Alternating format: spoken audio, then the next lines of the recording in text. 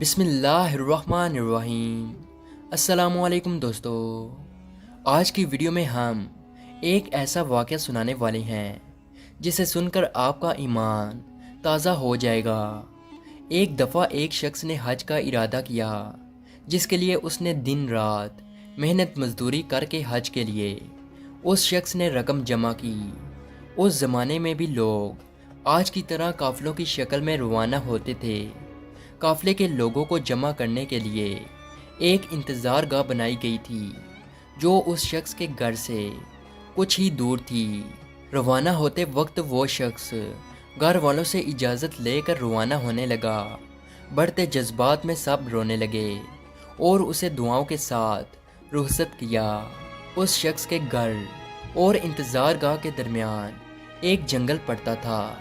وہ شخص تیز تیز قدم بڑھاتا ہوا جا رہا تھا کہ اچانک جنگل میں موجود ایک گھر، جس میں عورت اور بچوں کے رونے کی آواز نے اسے چونکا دیا۔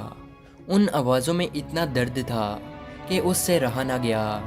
وہ گھر کے قریب جا کر دروازے کے پاس جا کر کھڑا ہو گیا تو اس نے سنا کہ وہ خاتون رو رہی تھی، اور ساتھ ہی ساتھ وہ اپنے بچوں سے کہہ بھی رہی تھی کہ بیٹا، آج میرے پاس تجھے کھلانے کے لیے کچھ بھی نہیں ہے۔ جو کچھ تھا وہ کل رات ہی ختم ہو گیا۔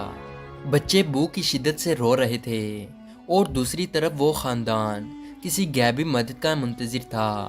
آخر کار اس شخص نے آسمان کی طرف نگاہ کی اور اپنے ہاتھ بلند کر کے اللہ تعالیٰ سے کہنے لگا، یا اللہ، آج میں عجیب دروازے پر کھڑا ہوں کہ ایک طرف تیری عظیم عبادت ہے اور دوسری طرف یہ بے بس خاندان ہے۔ نہ میں تیری عبادت چھوڑ سکتا ہوں اور نہ ہی ان لوگوں کو اس حال میں چھوڑ سکتا ہوں۔ اے میرے پروردگار، تو ہی حکمت والا ہے، تو ہی میری رہنمائی کر کہ میں کیا کروں۔ اگلے ہی لمحے اس شخص نے گھر کا دروازہ کھٹکھٹایا۔ خاتون نے دروازہ کھولا تو وہ شخص بولا، بی بی، میں نہیں جانتا کہ تم لوگ کون ہو۔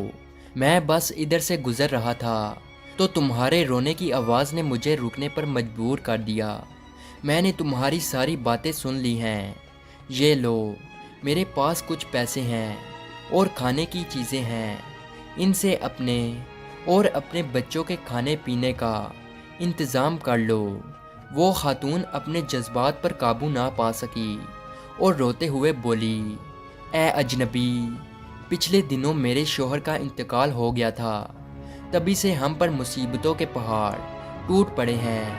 آپ کی بہت بہت مہربانی، جو آپ نے ہم غریبوں پر اتنا رحم کیا۔ اللہ آپ کی دلی مراد پوری کرے۔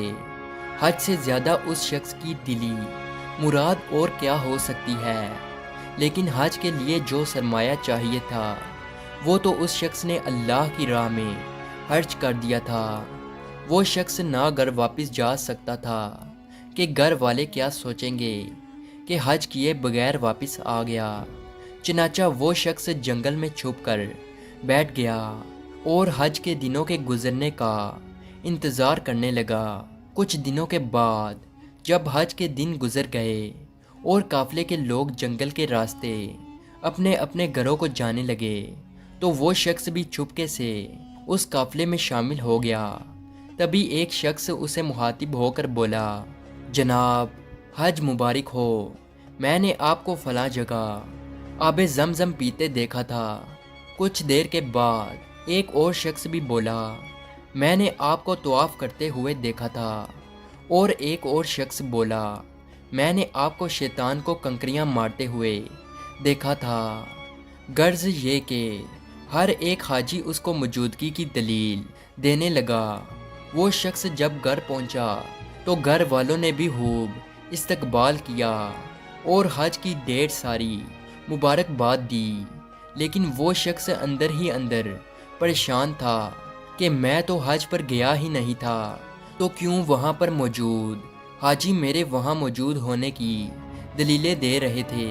ماجرا سمجھ سے باہر تھا۔ اسی سوچ میں اس شخص کو نیند آ گئی اور وہ سو گیا۔ خواب میں اسے بشارت ملی کہ اے نیک دل انسان، تم نے حج جیسی عظیم عبادت کو چھوڑ کر مخلوق خدا کی مدد کی ہے۔ اس کے بدلے میں اللہ تعالیٰ نے تمہاری شکل کے ایک فرشتے کو تمہاری جگہ پہ بھیجا تھا، اور یہی نہیں بلکہ فرشتے کے حج کا سارا ثواب تجھے ہی ملے گا، اور اسی لیے ہر حاجی تمہاری موجودگی کی دلیلیں دے رہا تھا۔ امید ہے آج کی ویڈیو آپ کو اچھی لگی ہو، تو اسے لائک اور سبسکرائب ضرور کیجئے گا۔ ملتے ہیں اگلی ویڈیو میں، تب تک کے لیے اللہ حافظ۔